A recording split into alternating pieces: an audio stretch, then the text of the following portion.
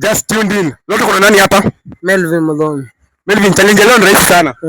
So hizo ndio ukimaliza within 30 seconds. Bila kutoka kwa mdomo na kumwaga, nakupatia 100 bob.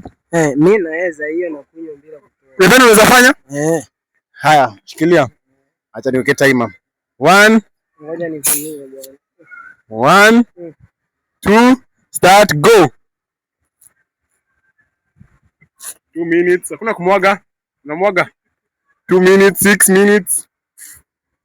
8 minutes.